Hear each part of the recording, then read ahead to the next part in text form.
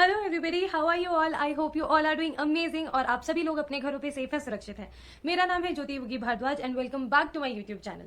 So today we are going to talk about how to handle relationships, breakups and heart breaks. Okay, so या अब जैसे ही इस topic के बारे में हम सोचने लगते हैं, बात करने लगते हैं, एक बहुत ही यूनिक सा वर्ड है जो हमारे दिमाग में आता है, दैट इज इमोशनल पेन। ठीक है, जिसको हम बोलते हैं कि यार बहुत ज्यादा तकलीफ हो रही है और हम एक्सप्लेन नहीं कर सकते कि कितनी ज्यादा तकलीफ हो रही है। तो पहले इस चीज का रीजन जान लेते हैं कि ये क्यों होता है। सी हमारी जो बॉडी है, it is a big ball of memories. ठीक है, अब जो भी चीज हमारे सामने से एक बार निकल भी गई ना, वो भी एक बार के लिए हमारी मेमोरी में सेव हो जाती है। हमारे सबकॉन्शियस माइंड से कॉन्शियस माइंड में नहीं आती है, बार बार हमें नहीं हमारे जहन में आती है, क्योंकि ऑब्वियसली वो बस हमारे सामने से निकली थी, हमारा कोई इन्वॉल्वमेंट नहीं था। अगर तो हम एक रिलेशनशिप की बात करते हैं, उसमें हमारा बहुत ज्यादा इन्वॉल्वमेंट रहता है। लाइक आप physically, intellectually, emotionally, feeling wise हर तरीके से अपने कंप्लीट सेल्फ को एक पर्टिकुलर रिलेशनशिप को डेडिकेट कर देते हैं। तो ऑब्वियसली जितना ज्यादा आपका इन्वॉल्वमेंट है उसमें उतनी ही ज्यादा मेमोरी है, और ज्यादा मेमोरी मतलब उस मेमोरी को इरेज होने में भी बहुत ज्यादा टाइम लगने वाला है। इतनी टेक्निकलिटी तो हम सबको ही आती है, राइट? अब ये तो हमें समझ में आ गया कि क्या होने वाला है और क्यों होता है, क्यों इतनी तकलीफ होती है।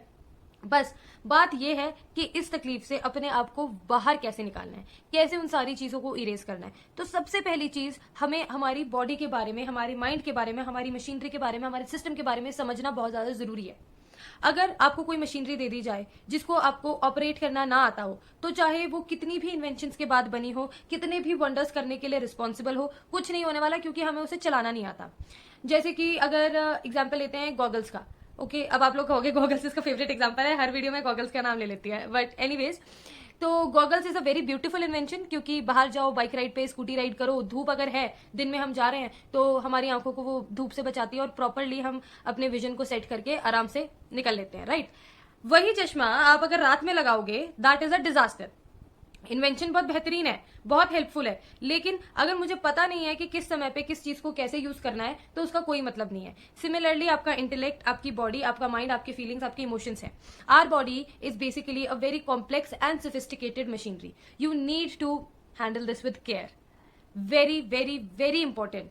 आपको अपनी पूरे शरीर के फंक्शंस को, अपनी इंटेलेक्ट को, अपनी फीलिंग्स को, अपने इमोशंस को बहुत ही तरीके से हैंडल करना होता है। अदरवाइज सेम चीज, बहुत ब्यूटीफुल इन्वेंशंस भी बहुत ज्यादा डिजास्टरस हो सकती हैं। गुस्से को, रेज को, डिप्रेशन को, एंग्जाइटी को, ओवरवेलमिंग जो वाली फीलिंग्स आती हैं, उन सब को हैंडल करना हमें आना चाहिए, राइट? अब बात करते हैं कि ये जो फीलिंग होती है जब हम महसूस करते हैं कि यार वी आर स्टक।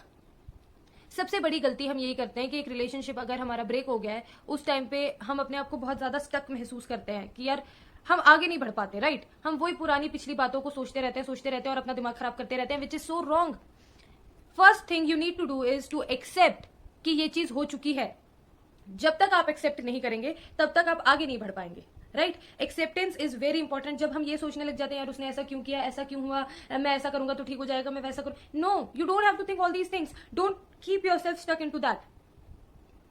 आपको अपने आप को उन चीजों से बाहर निकालना है, और उस चीज के लिए आपको पहले तो एक्सेप्ट करना है कि ये चीज हो चुकी है।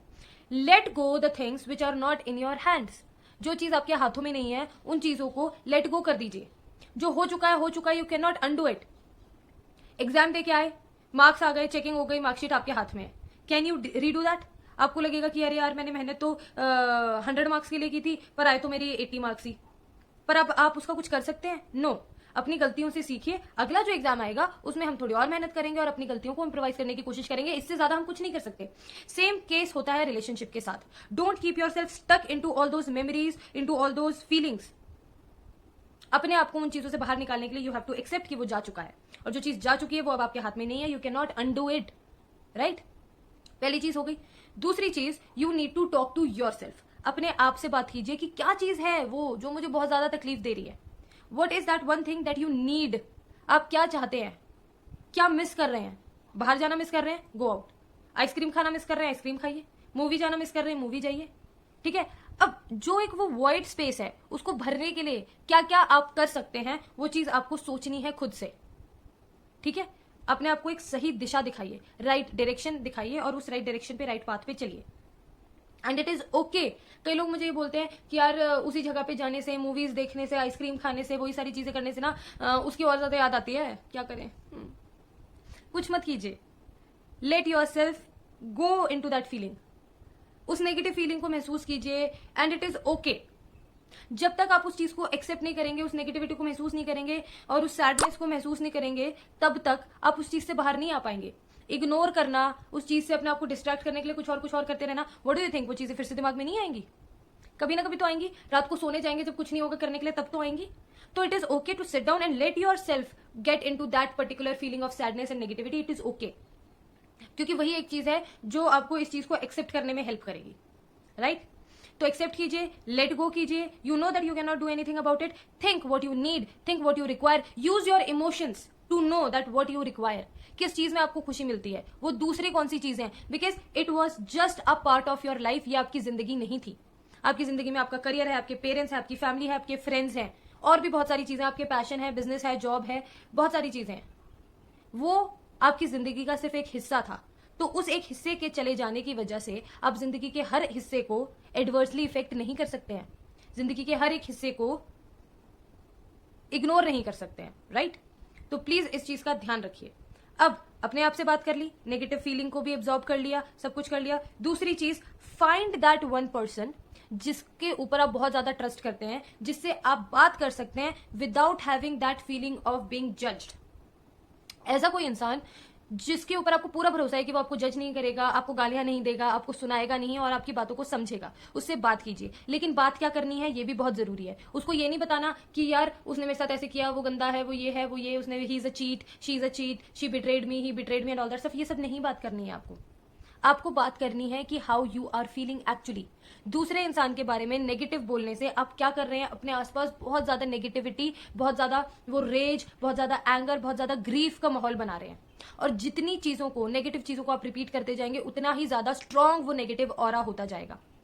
आपको सिर्फ ये बताना है कि how you are feeling, what you are feeling. अपनी फीलिंग्स को शेयर कीजिए, एक्सप्रेस कीजिए, सॉरी, और अपने इमोशंस को एक्सप्रेस कीजिए। इससे क्या होगा, अगर बेसिकली हम अपने इमोशंस को सप्रेस करके रखते हैं ना, तो पता है क्या होता है कि हम उससे बाहर नहीं आ पाते हैं एक्चुअली। और है ना, अंदर ही अंदर दबा के रखेंगे चीजों को, तो वो हमारे दिमाग को और ज्यादा खराब कर देता है। उन्हीं चीजों को सोच सोच के हम अपने माइंड को बहुत ज्यादा टायर्ड कर देते हैं। तो अगर खुद से बात करके खुद से आप डील नहीं कर पा रहे हैं ना चीजों को, तो फिर ऑब्वियसली आप किसी फ्रेंड की, रिलेटिव की हेल्प लीजिए, उनके साथ शेयर कीजिए। पर शेयर भी इस तरीके से कीजिए कि आप उस नेगेटिविटी को और इंक्रीज ना करें। ओके देखो, जब आपने अपने मन को ये बताया था ना कि she is the one, he is the one, she is the one जिसके साथ मुझे लाइफ टाइम बितानी है, ही इज द वन जिसके बिना मैं रह नहीं सकता, आपने अपने मन को बताया ये चीज, ठीक है? और इसलिए आपके मन ने वो चीज मान ली और वही आपके लाइफ की रियलिटी बन गई। जब आप अपने मन को ये समझाने की कोशिश करेंगे, ये बताने की कोशिश करेंगे कि I am fine, I need to move on, मेरे जिंदगी में और भी बहुत चीजें हैं जिन पे मुझे ध्यान देना है, मुझे आगे बढ़ना है, मुझे ये करना है, वो करना है, वो करना है, और वो सारी चीजें जरूरी है, and I am absolutely fine, I am trying to be happy. जब आप अपने मन के साथ ये सारी बातें करने लग जाएंगे, तो आपका मन उसी चीज को रियलिटी मानने लग जाएगा और वही आपकी लाइफ की रियलिटी बन जाएगी। और ऐसा ही होता है, क्योंकि मन तो बच्चा है जी, जो बोलोगे वो मान लेगा। आप बोलोगे कि मैं दुखी हूं, तो वो बोलेगा कि हाँ जी हम दुखी हैं, वो दुख में ही रखेगा आपको। आप बोलोगे कि मैं खुश हूं, तो वो बोलेगा कि हाँ जी आप खुश हो। तो मैं हमेशा एक चीज बोलती हूँ, you should empower your mind, you should empower your thoughts. अपने थॉट्स को आपके ऊपर एम्पावर मत करने दीजिए।